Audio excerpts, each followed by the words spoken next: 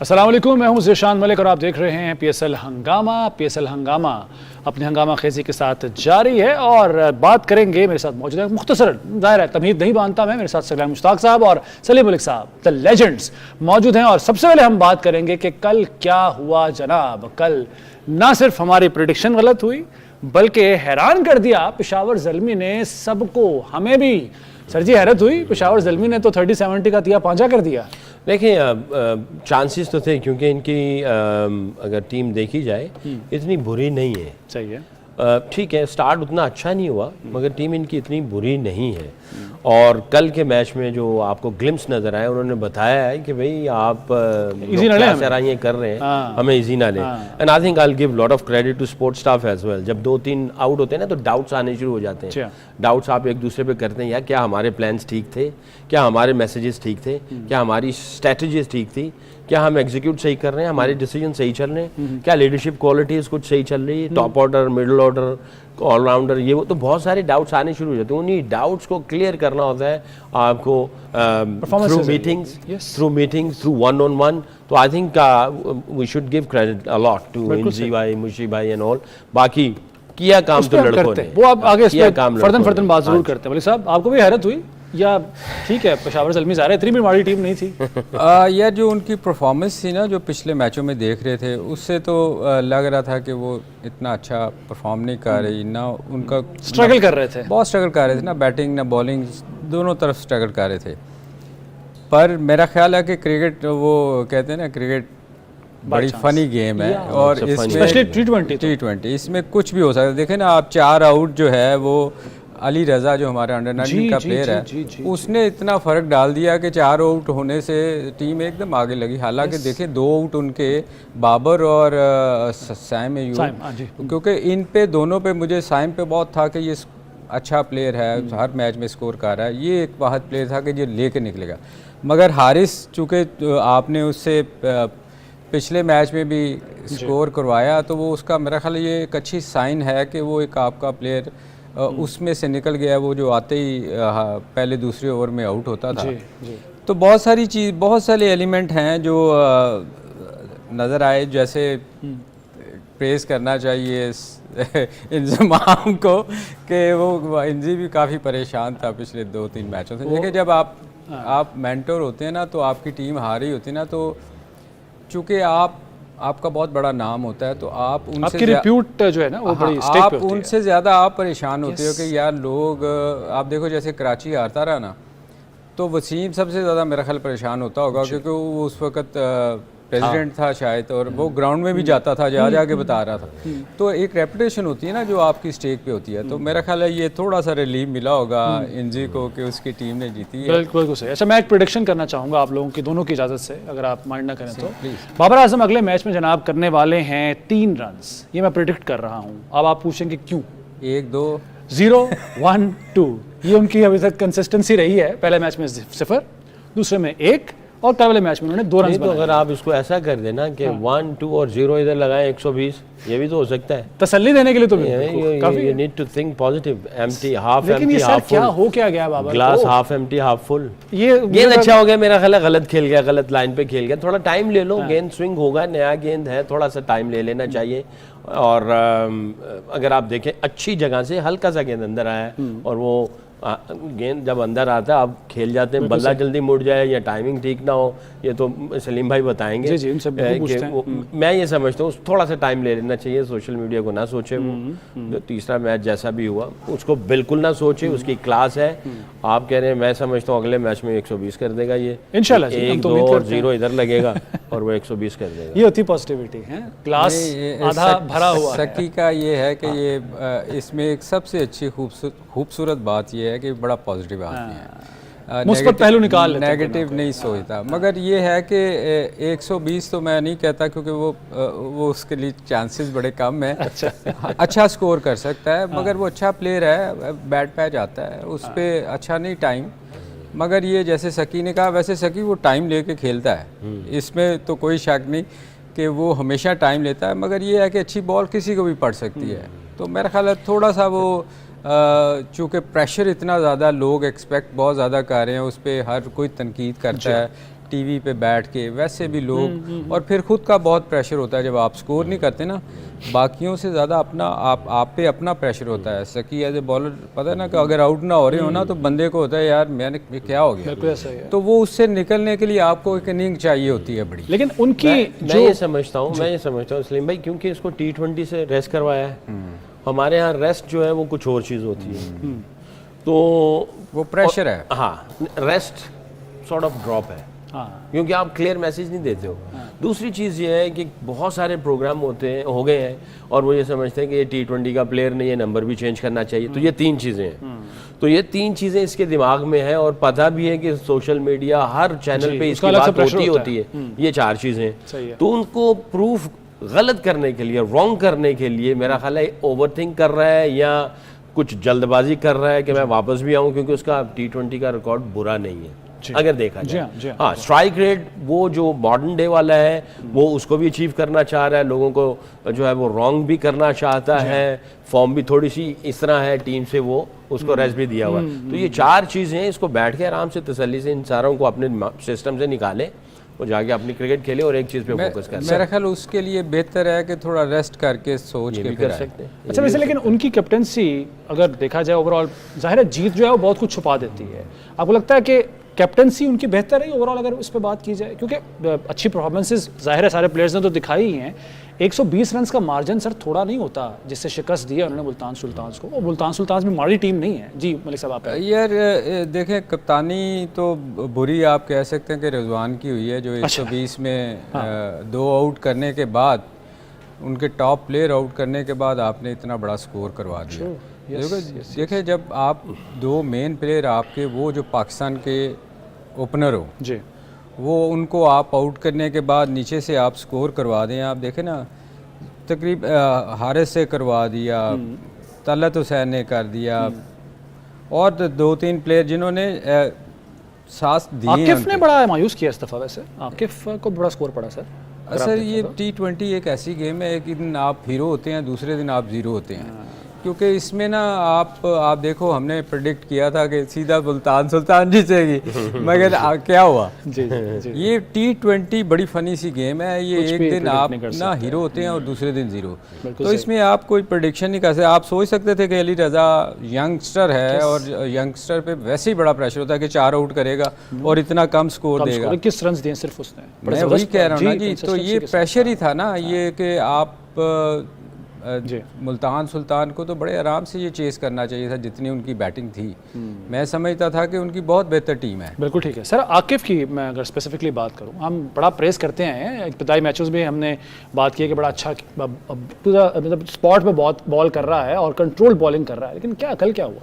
देखिए, एक तो आप पिच को देखें ना, 227 जो रन हुए, मैं फिर ये समझता हूँ कि अभी भी 15 रन कम थे। अच्छा, मैं ये समझता हूँ, क्योंकि ऊपर से आउट होने के बाद नीचे वालों ने सिर्फ क्या किया है कि उन्होंने थोड़ी सी दिलेरी दिखाई है अपनी, अच्छी इंटेंट के साथ गए और जो है वो पिच की जो कंडीशंस थी वो उसने कैपिटलाइज किया है, सही रीड किया उसको। हाँ, और वो 227 रन किए। तो अब जब इस तरह की पिच हो, फ्लैट हो, तो किसी भी अच्छे बॉलर का एक बुरा दिन आता ही आता है, ऐसा नहीं कि बुरा दिन ना आए।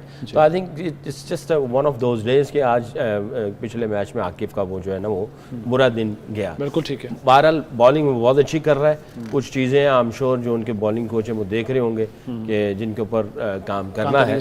बट इसमें ना एक चीज़ मैंने जो पिछले न्यूजीलैंड टूर पे देखी है ना, कि वो ना पिछले बॉल पे बहुत ज़्यादा रिलाय करता है। वो आके अच्छी लाइन पे बॉल करते करते उसको कोई ना, उसको बाउंसर्स का बहुत शौक है, वो शॉर्ट पिच बहुत करने की कोशिश करता है। हालांकि ये डिफरेंट फॉर्मेट है, यहाँ तो आप जितना कम स्कोर दें, आउट करें ना करें, अगर आप 4 ओवरों में 20-25 स्कोर देते हैं तो मेरे ख्याल इससे अच्छी बॉलिंग होती नहीं आपकी।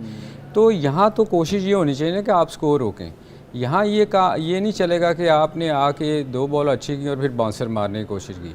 तो उसमें आके ना वेरिएशन तो करनी चाहिए, ज़रूर करनी चाहिए कि स्लो कर दिया, यॉर्कर कर दिया, मगर ये शॉर्ट पिच बॉल तो आप छोटी बाउंड्री हैं, आप स्कोर होएगा ही होएगा। आपको इस पे मेरे ख्याल उसको थोड़ा काम करना चाहिए। आई एम श्योर कोई ना कोई तो बिल्कुल ठीक है, स्पोर्ट्स स्टाफ लगे होंगे। यंग है, बहुत इंजरियों के बाद आया है, लेकिन बहुत करना चाहता है। एक चीज़ ये भी है कि भाई हम बहुत ज़्यादा फास्ट बॉलर्स के दिमाग में डाल देते हैं कि यार एक इसकी पेस होनी चाहिए, बम्पर बिल्कुल तगड़ा आना चाहिए, ये ऐसे ही दिमाग में। हालांकि अगर स्किल्स के साथ किया जाए, हसन अली क्या कर रहा है अभी जो टॉप ऑफ द टेबल चल रहा है वो स्किलफुल बॉलिंग कर रहा है। आशीष सकी इसको मैंने न्यूजीलैंड में देखा, ये नया बॉल ये ज़्यादा बेहतर कर रहा था, इसका स्विंग बड़ा अच्छा हो रहा था। तो मेरे ख्याल में अगर इसको अटैक करवाया जाए तो वो ज़्यादा बेहतर है, क्योंकि देखो इस T20 में स्विंग बॉलर बहुत कम नज़र आए हैं, सिवाय हसन अली के अलावा इतना ज़्यादा किसी का स्विंग नज़र नहीं आया। तो इससे तो ये नया बॉल इसका स्विंग होता है। बिल्कुल ठीक है सर। कैडमोर की अगर इंडिविजुअल इनिंग देखें उस पर क्या तबसरा करेंगे, और ये आगे खतरा साबित हो सकते हैं बाकी टीमों के लिए? देखिए कैडमोर तो हमेशा से टॉप परफॉर्मर रहा है PSL में, जब भी आया इसने कई ऐसे मैचेस हैं जो सिंगल हैंडेडली मैच जितवाए हैं, और जिसकी वजह से ये जो है वो बारहा इधर आता भी है PSL में, एंजॉय भी करता है, इसको कंडीशंस का भी पता है, और इसने मैचेस जितवाए भी। लोकल प्लेयर हो गया हुआ है तकरीबन सॉर्ट ऑफ, ये लोग ये बिल्कुल लोकल ही है ये। तो आई थिंक बहुत ही अच्छा खेला है। अच्छा, हमें आरिफ याकूब को भी नज़रअंदाज नहीं करना चाहिए, ये अच्छी परफॉर्मेंस दी है उन्होंने, 20 रन दिए 4 ओवरों में 3 विकेटें ली हैं। अगर मैं इस तरफ से पेशावर ज़ल्मी की तरफ से बात करूं बॉलिंग की, अगर ओवरऑल मैं ये समझता हूँ बड़ी अच्छी ट्रैजेक्टरी और पेस के साथ इसने गेंद किया है। ये नहीं कि वो तेज़ गेंद मारा है या गेंद जो है वो अपने एरिया में नहीं फेंके हैं, और उसकी पेस जो है वो ना, आप ये नहीं कह सकते टू स्लो थी, इतनी थी कि गेंद को घूमने का, पिच पे लैंड करने का और टर्न होने का मौका भी मिल रहा था। तो बैट्समैन यहाँ पे कोई अच्छा स्किलफुल बैट्समैन होता है तो उसको जो है वो उसको किसी तरीके से टैकल करता है। इसने आउटस्टैंडिंग किस्म की बॉलिंग की है, खास तौर पे उसकी बॉल की जो ट्रैजेक्टरी थी और जो जिस पेस से वो गेंद कर रहा था। सर देखिए आपने आरिफ की बॉलिंग? यार मैं थोड़ा सा देख सका हूँ, मैं इसको जैसे सकी ने कहा, मैं उसको देखा नहीं वो वाला सही। और कैडमोर की?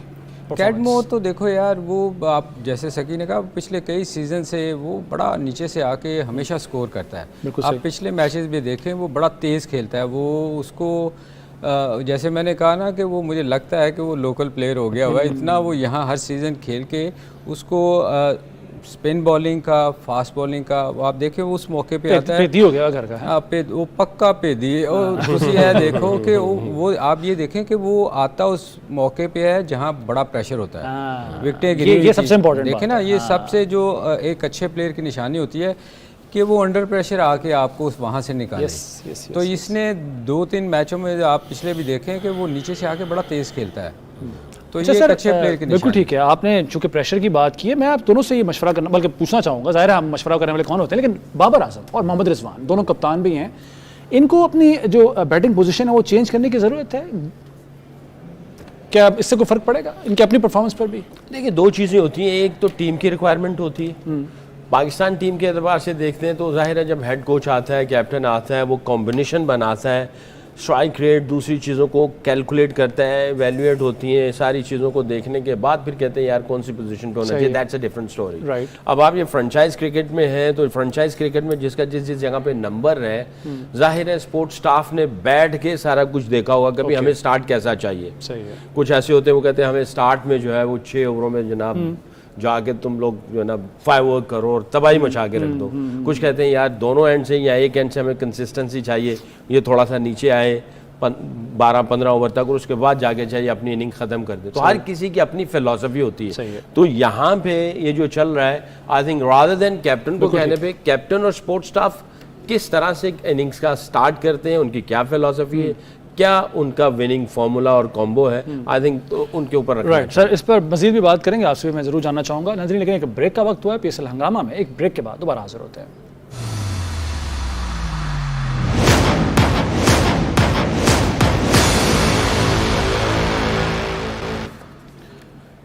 PSL हंगामा में एक बार फिर खुशामदेद कहते हैं। इससे पहले कि हम आगे बढ़ें, कुछ ज़रा व्यवस्था जो है उसका भी जिक्र कर रहे हैं। हम बात कर रहे हैं पेशावर ज़ल्मी और मुल्तान सुल्तान के कल वाले होने वाले मैच की। तो सर अब इस वक्त जो परफॉर्मेंस है ओवरऑल अगर हम देखें, जो पॉइंट टेबल है उस पर मुल्तान सुल्तान सबसे नीचे आ चुकी है। 3 मैचेस खेले हैं, तीनों हारे हैं। आगे आखिरी मैचेस में कहीं नज़र आ रहे हैं मुल्तान सुल्तान आपको सेमीफाइनल तक पहुँचते हुए? वैसे तो T20 is a funny game, I know, but still अगर आप इनकी टीम से कॉम्बिनेशन देखें तो मैच तो हारे -2.941 नेट रन रेट है। अब उन्होंने सारी चीज़ों को कैलकुलेट करना होगा कि भाई अगर टॉप 4 में जाते हैं तो इस चीज़ों का भी इनको ख्याल करना पड़ेगा। और मेरा ख्याल है कि जहाँ तक एक फार्मूला है, आपके 10 पॉइंट हो तो आप क्वालिफाई कर जाते हैं, कुछ इसी तरह का फार्मूला है। सही है, हाँ जी। तो यानी अगर ऊपर वाले देखें उनको कितने पॉइंट चाहिए और इनको कितने चाहिए, इनको कम से कम जो 8 मैच रह गए हैं उसमें से इनको 5 मैच जीतने हैं, सारे जीतने पड़ेंगे तकरीबन। 2 अगर फिर भी हरते हैं और 5 अच्छे नेट रन रेट से जीतते हैं तो there is some sort of possibility कि ये शायद क्वालिफाई कर जाएं। और अगले क्या खेलते हैं I don't know.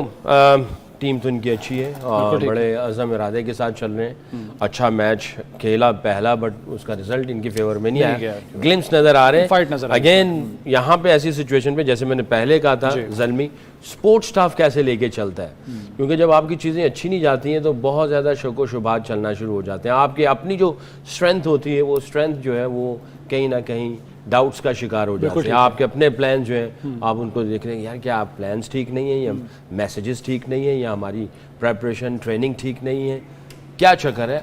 Winning formula भी शक का शिकार हो जाता है कि यार ये हमारा नजर अंजाम जो है वो इस तरह हाथ देखते हैं स्पोर्ट्स स्टाफ कैसे जोड़ते हैं इनको, आपके ख्याल में। और दूसरा एक और चीज़ भी ऐड करना चाहूँगा मैं, जो मुल्तान सुल्तान्स की हम देख रहे हैं कि बॉलिंग जो है वो टू द पॉइंट नहीं हो रही है, रन्स बहुत कंसीड कर रहे हैं वो लोग।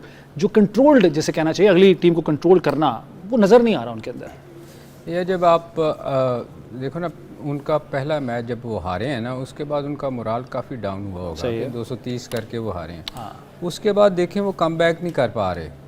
तो ये बड़ी साइकी है कि आप अगर अच्छा स्कोर करने पे हारे हैं ना, तो फिर मुझे लग रहा है ऐसा कि मुल्तान सुल्तान, देखो मेरी बड़ी फेवरेट टीम थी, मैंने पिछले में कहा था कि मेरा तो सीधा ही मुल्तान सुल्तान, पर मुझे लग रहा है कि वो मेंटली बहुत डाउन हो चुके हुए हैं। और जैसे सकी ने कहा कि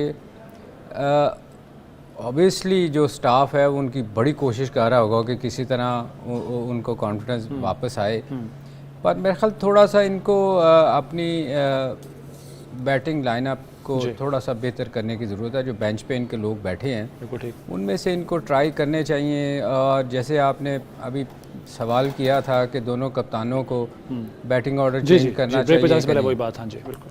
तो देखें ज़रूर करनी चाहिए बैटिंग ऑर्डर चेंज। देखें जब आप अगर आप इंडिविजुअल सोचते हैं ना, फिर आप कभी टीम आपकी नहीं जीतेगी। सही है। अगर आप एज ए कैप्टन सोचते हैं कि यार मेरी जगह यहाँ नहीं बनती और मेरी टीम को जीतना चाहिए, तो आप ज़रूर चेंज करेंगे। अब होता क्या है कि यहाँ मोस्टली जो कप्तान होते हैं ना, यहाँ हैं वो ये सोच रहे हैं कि हमें स्कोर करें, टीम हारती है जीतती है मुझे इससे कोई फ़र्क नहीं पड़ता। उसका नुकसान फिर टीम को होता है। आप जल्दी आउट होकर पीछे अपनी टीम पर प्रेशर वैसे भी डाल देखें, आप विकेट गिरती है तो प्रेशर बिल्ड होता है ना, आप हमेशा टीम जीतती है, जो विकेटें गिरें तो प्रेशर आता है। तो मेरे ख्याल में आपको ज़रूर ये सोचना चाहिए कि आप टीम के लिए खेल रहे हैं या अपने लिए खेल रहे हैं। ठीक है, तो उसके लिए ज़रूर इनको सोचना चाहिए। नीचे आके तेज़ खेलने की कोशिश करें। छोटा सा T20 में एक्चुअली क्या है कि इस ओपन हर बंदा, मैं इन दोनों की बात नहीं कर रहा, आप मोस्टली देखो कि 1 डाउन तक हर बंदा चाहता है कि T20 में मेरी बारी आ जाए, मुझे ऊपर भिजवा दें। उसकी रीज़न ये है 6 ओवरों में चांसेस बड़े होते हैं ना आपके हिटिंग करने के, या तो फिर आप उसको फ़ायदा उठाओ, फ़ायदा भी नहीं उठाते, टीम को नुकसान होता है। खड़न देंगे, मतलब आप देखो ना, आप स्लो खेल के टीम आगे लग जाती है ना। तो बेहतर यही है कि आप अब ये सोचना उनका काम है कि क्या टीम के लिए खेलना है या अपने लिए खेलना है। बिल्कुल ठीक है सर जी। चलें क्रिकेट पे तो हमने थोड़ा सा इसके ऊपर प्लीज कर ली।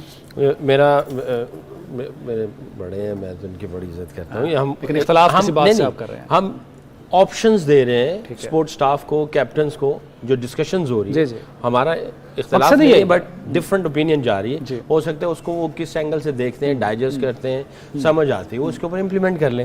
मैं ये समझता हूँ कि दोनों एज ए ओपनर जा रहे हैं पिछले 7-8 सालों से। सही है। और दोनों ने बहुत कंसिस्टेंट परफॉर्मेंसेस दी। उसके साथ हुआ ये कि स्ट्राइक रेट का थोड़ा सा एक इशू साथ में जुड़ना शुरू हो गया, लोगों ने कहना शुरू कर दिया। अब स्ट्राइक रेट का जो इशू है, डिफरेंट कंडीशंस में जाके वो चेंज हो जाता है। जहाँ पे पार स्कोर 170 180 है तो इनका स्ट्राइक रेट वो ही चलेगा, तो वो काम अपना कर जाएंगे कंसिस्टेंट परफॉर्मेंस देके। जहाँ पे स्कोर जाता है 240 220 250 वहाँ पे स्ट्राइक रेट डिफरेंट है। तो जो 7-8 सालों से परफॉर्मेंस दे रहा है, तो इशू अगर स्ट्राइक रेट है तो इशू को सॉल्व कर लें, सही, रादर देन नंबर को सॉल्व करें। ठीक। अगर जब वो नीचे जाएंगे तो नीचे जाके दो चीजें आएंगी, एक नंबर चेंज होगा, एक स्ट्राइक रेट चेंज होगा, या दो चीज चेंज करनी है इन्होंने। ठीक। अच्छा, जब आप नीचे जाएंगे तो आपके पास जो है टाइम कम है और एग्जीक्यूशन ज्यादा है, मुकाबला सख्त है। हाँ, तो टाइम कम और मुकाबला सख्त, ये वाली। तो यहाँ पे स्पोर्ट स्टाफ को भी थोड़ा सा रिलैक्सली बैठना पड़ेगा, क्योंकि यहाँ पे इनका रोल ही चेंज हो जाएगा। बिल्कुल ठीक। उस रोल का प्लान बनाए और उसकी जो है प्लान्स की एग्जीक्यूशन कब होनी है और उसकी प्रैक्टिस कब होनी है, प्रेपरेशन कब होनी, ये एक इनको टाइम कंज्यूमिंग एक उनका जो है ना वो प्लान बनेगा। क्या आया इन दोनों में से स्पोर्ट्स स्टाफ के अंदर इतनी स्किल्स हैं या इनके पास इनफ टाइम है, क्या ये दोनों इस चीज़ को डाइजेस्ट करेंगे, फिर आगे कहाँ जाएंगे? तो ये इन चीज़ों को देखना पड़ेगा रियलिस्टिकली। बिल्कुल ठीक, रियलिस्टिकली बिल्कुल ठीक है। नहीं, ये डाइजेस्ट नहीं कर सकेंगे, इसलिए कि देखें वो तो शायद चाह रहे हों। देखिए कराची में सलमान का और बाबर का इख्तलाफ जो आपने सवाल उस दिन किया बैटिंग पोजीशन की वजह से क्यों हुआ था, वो भी ये चाह रहे थे कि बिठा के यार बैटिंग ऑर्डर थोड़ा नीचे ले आए, तो उसने कहा था मैं नहीं जाऊंगा नीचे। तो ये तो फिर देखो ना कप्तान इस पे तो वो कहीं भी जाएगा, किसी और टीम में भी जाएगा, तो ये इशू तो है। आप सुन रहे हैं ना कि वो सुनना शुरू हो गए हैं, कोचेस की बात भी सुनना शुरू हो गए। मैं सर इस पे तो हमने बात कर ली है। अगर ये इशू मेरे पास आता ना, मैं एज ए हेड कोच होता तो मैं उसको कहता भी अब 5 मैचेस हैं, ये स्ट्राइक रेट है, ये मैं आपको एक चांस दे रहा हूँ, ये रिक्वायरमेंट है, अगर ये आप फुलफिल नहीं कर रहे तो फिर हम इसका कुछ आपके ख्याल में एज ए कैप्टन वो ये सुनता? वो तो मेरा ख्याल इसके ऊपर स्किल्स होनी चाहिए हेड कोच की कि अंदाज से ये बात रखते हैं। बात ही खत्म कर दी उन्होंने, बात ही खत्म कर दी मलिक साहब। चले आगे बढ़ते हैं जी। मैं अब कुछ हम गुफ्तगू कर रहे होते हैं नाज़रीन, जब ऑफ द कैमरा भी, तो बहुत सारे ऐसे वाक़यात होते हैं जो कि शेयर कर रहे होते हैं सलीम मलिक साहब भी, सफियान मुश्ताक साहब भी, और बहुत से ऐसे वाक़यात बड़े दिलचस्प होते हैं। मैं चाहूँगा कि कुछ ऐसी यादें, कुछ ऐसी बातें आपके साथ भी शेयर की जाएँ। सलीम भाई आपकी तरफ आता हूँ मैं पहले। वो ये एक भीगा सा टूर्नामेंट है या कोई एक मैच है, वो मुझे आप बता रहे थे, जो हमें सुना रहे थे वाकया, वो क्या वाकई? मैं आपकी तरफ आऊँगा। पहले आपके जो इस हादसा पेश आ गया ना, इसको हम सही करते हैं जी। माइक, हाँ जी मलिक साहब, आपके साथ श्रीलंका का नाम जब मैं लेता हूँ इस मुल्क का, एक वाकया आप सुनाया करते हैं अक्सर, बताएं कि शेयर करेंगे हमारे नाज़रीन के साथ। ये लिबर्टी वाला ही है वहाँ श्रीलंका? नहीं वहाँ वाला। अच्छा, लिबर्टी, इतनी लिबर्टी हमें नहीं है यहाँ पर। यार हम लोग ना श्रीलंका में थे। अच्छा। तो वहाँ ना उन दिनों अगर आपको याद हो तो वहाँ टेमल्स टाइगर का बड़ा हाँ जी बहुत ज़्यादा वाक़या ये होते थे। हमारे कुछ मैचेस ना वो उसकी वजह से हो भी नहीं पाए थे, कर्फ्यू लगा होता था। अच्छा। और अक्सर हम गोल्फ खेलने चले जाया करते थे, हमने गोल्फ वहीं सीखी थी। अब कोलंबो में मैच हो रहा था और सकी को याद हो गया कि ऊपर से भाग के जाना पड़ता था नीचे। अब हमारा टेस्ट मैच बड़ी मुश्किल से, कोई क्राउड नहीं था, कर्फ्यू के दौरान हम खेलते रहे हैं सकी वो मैच। अच्छा। हम लोग ना, अब कोई क्राउड नहीं था, मैच शुरू हो गया। अब मैंने 2 आउट हुए थे, शायद 1 आउट था या 2 आउट थे। अब मेरी बारी थी आगे ना, तो मैंने पैड करके बैठा हुआ था। तो वो कई दफ़ा होता है आपको बाथरूम जाना पड़ जाता है। अच्छा। तो मैं वॉशरूम में मैंने कहा यार मैं ज़रा किसी को पैड करवा दो। अच्छा। वैस था शायद कैप्टन। अच्छा। तो मैंने कहा किसी को पैड करवा दो यार, कोई पता नहीं होता। मैं अच्छा, अब इमेजिन करें आप कि मैं वॉशरूम में गया हूँ और थोड़ी देर के बाद ना अभी मैं धड़म करके आवाज़ आई। अल्लाह। अच्छा, अब आपके जहन में ये था कि शायद यार पता नहीं बम धमाका हो गया। वो छत, अच्छा वहाँ ना छतें देखी है ना, वो उन्होंने वो रखी होती हैं, वो इतनी कोई मजबूत नहीं थी। वो कोई बंदा ऊपर चढ़ा हुआ था, वो छत समेत मेरे ऊपर। अल्लाह, सीरियसली? हाँ सीरियसली। अच्छा वो ना, वो जब गिरा ना मट्टी शट, अच्छा वो जो मुहावरा था आसमान सर पे गिरा। वो नहीं थी छतें कि वो आपको बहुत नुकसान होता, मट्टी टाइप की थी। तो फॉल सीलिंग थी। हाँ, वो नीचे गिरा ना तो वो इधर गिरा और सारा मट्टी, अब आप इमेजिन करो कि मेरे पे मट्टी, वो मुझे पूछ रहा है तुम पहले ठीक पहले हो? पहले पहले खुद को संभाला या लिबास संभाला? नहीं, पहले तो मैं डर गया ना, पहले तो मैंने कहा बम फट गया।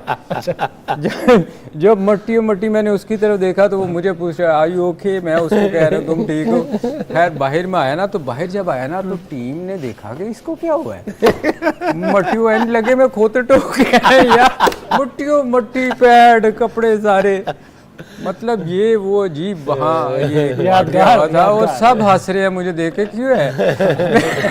मैं कि यार बाहर वो खोते ढोंदे में मैंने भी लाता उन्होंने ना। सही है, सही है वाकया कि यार ये बड़ा ये हुआ है, वो दिलचस्प है। और ये रूफ ब्रेकिंग का जो वाकया आपने सुना, इससे मुझे ब्रेक याद आ गई है, तो एक ब्रेक ले लेते हैं, ब्रेक के बाद दोबारा PSL हंगामा में हाजिर होते हैं।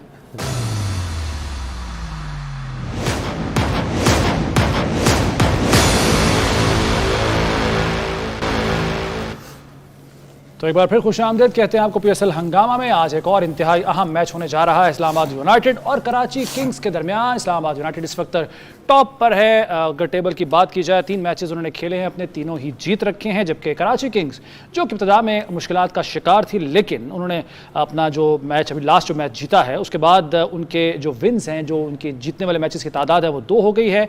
एक मैच वो अभी तक हार चुके हैं और तीसरे नंबर पर इस वक्त वो मौजूद हैं टेबल पर। और अच्छा एक मुकाबला तवक्को की जा रही है कि इनके दरमियान होगा। अगर हेड टू हेड बात की जाए तो टोटल 22 मैच आपस में खेल चुके हैं, जिसमें से इस्लामाबाद यूनाइटेड का पलड़ा भारी है। 16 मैच इस्लामाबाद यूनाइटेड अब तक जीत चुकी है और कराची किंग्स ने जीते हैं 6 मैचेस।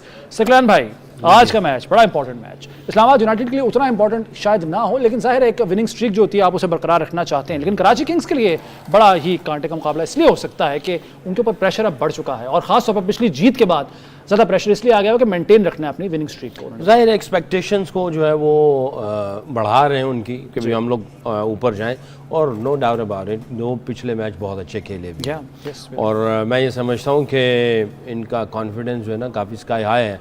अगर आप इनको देखें तो इनके जो परफॉर्मर्स हैं, जेम्स विंस बड़ा अच्छा परफॉर्म कर रहा है और खुशदिल शाह बहुत अच्छा बैट बॉल के साथ कर रहा है। नबी ने पिछले मैच में परफॉर्मेंस दी है। हसन अली बहुत ही आउटस्टैंडिंग किस्म की परफॉर्मेंस दे रहा है। हमजा अमीर ने गेंद के साथ पहले 2 ओवर जो करता है ज़रूर कुछ ना कुछ वो करता ही करता है। आई थिंक टिम भी कोई इतना बुरा नहीं रहा, उसको लग रहा है कि जो है वो भी एक अच्छे माइंडसेट में है।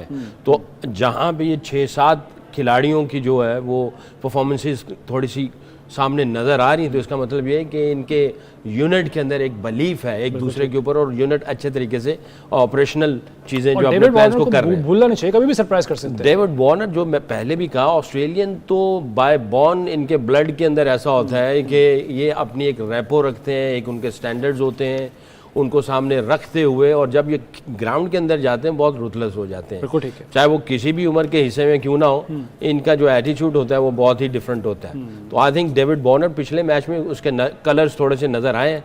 वो कप्तानी में भी उसके थोड़ी स्माइल थी, मूंछें भी साफ कर ली उसने।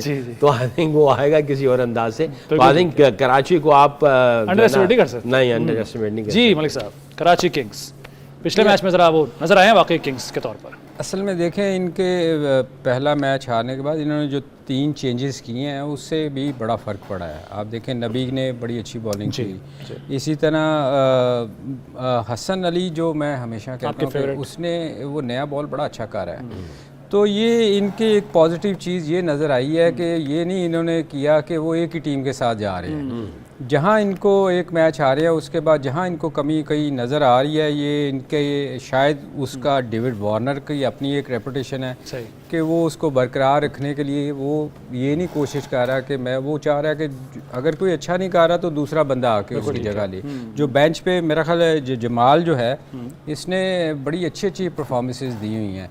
तो ये एक अच्छी चेंज उन्होंने की है। वक्त चूंकि कम है, हम अब यूनाइटेड की तरफ आ जाते हैं, इस्लामाबाद यूनाइटेड की तरफ। साहबजादा फरहान मुसलसल परफॉर्म कर रहे हैं, एक सेंचुरी भी उन्होंने स्कोर की हुई है। कॉलिन मनरो 48, 40, 59 उनकी भी अच्छी परफॉर्मेंस जारी है। तो इनकी टीम में ये दोनों खास तौर पर खतरनाक साबित हो सकते हैं। बिल्कुल, देखें हमेशा हमेशा जो टीम में परफॉर्मर होता है, जो अच्छा परफॉर्म कर रहा होता है, आपकी कोशिश होती है कि उसको आउट करें। साहबजादा मेरा ख्याल इस वक्त बेस्ट फॉर्म में है, और मनरो भी, उसने भी हर मैच में वो नीचे से आके बहुत अच्छा खेला है। तो इनकी कोशिश तो यही होगी कि ये 2 आउट अगर जल्दी होते हैं तो तब कहीं जाके, मगर इनकी बैटिंग लाइनअप बहुत नीचे तक है इस्लामाबाद की। इनकी ये एक नसीम शाह तक जाती है जी, आप देखें ना, इनकी बहुत नीचे तक, अमाद वसीम तक जाती है। तो इनको बैटिंग इसलिए ये जाके अटैक करने की कोशिश करते हैं। आप देखें फरहानज़ादा पहले इस तरह नहीं खेलता था, वो पहले बॉल से आके अटैक करता है। अगर तो उसमें से वो निकल गया तो पावर प्ले का यही तो एडवांटेज है। तो उनको एडवांटेज बहुत है बैटिंग का कि वो अगर कोई टीम अच्छा स्कोर भी करती है तो ये चेज कर सकते हैं।